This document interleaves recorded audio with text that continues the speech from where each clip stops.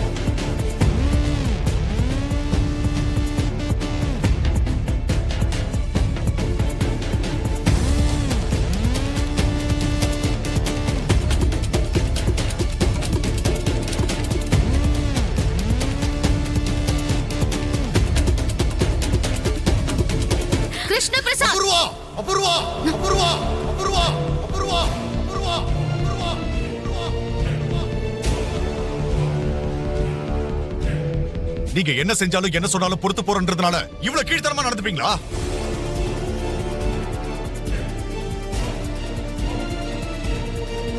நான் தான் சொன்னல, என் பொண்ணு ஆசீர்வாதம் பண்றதுக்காக அவ வரலன்னு சொன்னா கூட நான் தான் வர சொன்னேன். நான் சொன்னதால தான் வந்தா என் பொண்டாட்டி அங்க வந்திருக்கா வந்திருக்கா வந்திருக்கா வந்திருக்கா வந்திருக்கா வந்திருக்கா பிந்து பிந்து அதுதான். என்ன பண்ணிட்டு இருக்க? நெயில் பாலிஷ் போட்டுட்டு இருக்கேன். அது தெரியுதுடி. உன்ன சிங்காரிச்சுக்கிறது இருக்கட்டும், வீட்டை அலங்கரிக்கணும். கல்யாணம் ஆக போற பொண்ணு இந்து அலங்கரிக்கணும். அப்ப என்ன யாரு அலங்கரிப்பாங்க? உன் கல்யாணத்தப்போ அலங்கரிப்பாங்க. நான் கல்யாணம் பண்ணிக்க மாட்டேன். ஏன் துறவியா மாறலான்னு ஏதாவது ஐடியா இருக்கா என்ன? எனக்கு விருப்பம் இல்ல. இது கல்யாணத்துக்கு முன்ன எல்லாரும் சொல்ற டயலாக் தான். முதல்ல வேலையை பாரு. நிஜமாவே கல்யாணம் பண்ணிக்க மாட்டேன். ஏன்? எதுக்கு கல்யாணம் பண்ணிக்கணும்? புருஷனுக்கு சேவை செய்யணும், பிள்ளைங்களை பெத்துக்கணும், அப்புறம் அவங்களுக்கும் சேவை செய்யணும், அவ்வளவுதானே? நமக்காக நம்ம வாழ வேண்டாமா? இங்க பாரு, உன்ன மாதிரி யோசிக்கிறதுனாலதான் இந்த காலத்து பசங்களுக்கு கல்யாணமே நடக்காம போகுது. நான் உண்மையா தானே சொல்றேன் பாட்டி. வாய மூடுறி. பொண்ணு பிறப்ப பத்தி உனக்கு என்ன தெரியும்? பொண்ணுன்றவ சேவை செய்யற மிஷின் கிடையாது, இன்னொருத்தருக்கு உயிர் கொடுக்கிற உயிர்.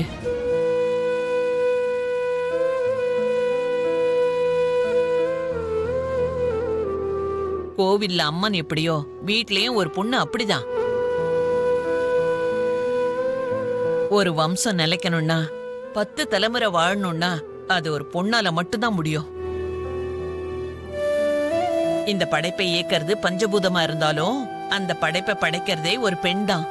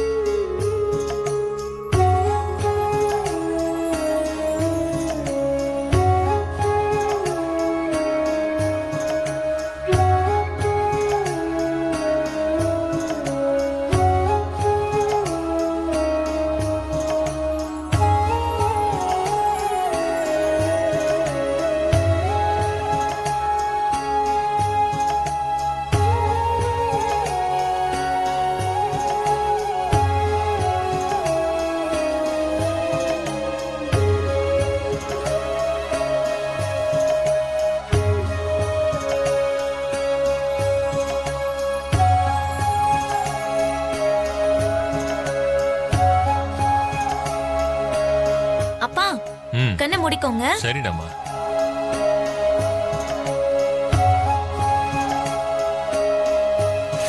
ஈக்கக்காயோட தண்ணிக்கும் என்னைக்கும் வித்தியாசம் தெரியாம அவர் கண்ணை கெடுக்கலான்னு பாக்குறியா? ஒருவேளை இதுவே வேற ஏதாவது இருந்திருந்தா அவர் கண்ணு என்ன ஆயிருக்கும்? எரியுது எரியுது. முடியலம்மா, என்னால முடியல. சரியாயிடும். அங்கிள், நீங்க இங்க வாங்க. தலைய தண்ணிக்குள்ள விடுங்க.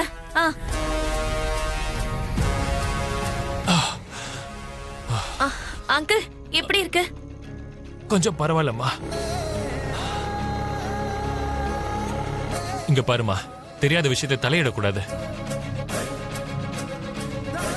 சரி விடுங்க அங்கிள், அவளுக்கு தெரியாதுல்ல. இப்போ நீங்க போய் குளிச்சிட்டு வாங்க.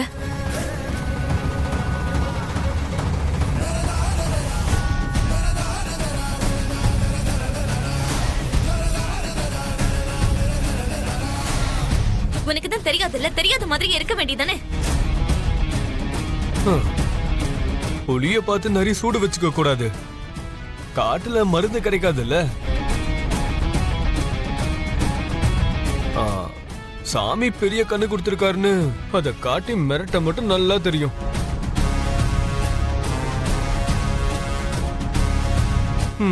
வாங்க போலாம்.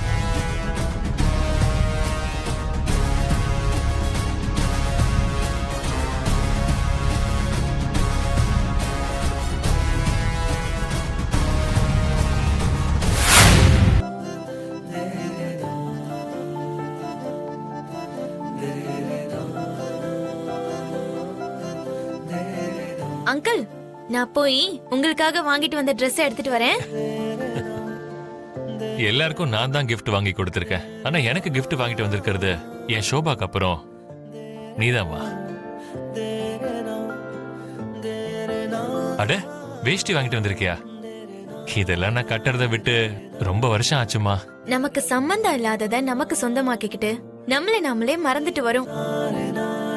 வரலாற தூக்கி எறிஞ்சிட்டு வேற ஒருத்தர் வேண்டான்னு தூக்கி போடுற அந்நியர்களோட ஞாபகங்களை நாம தோல்ல சுமந்துட்டு இருக்கோம்.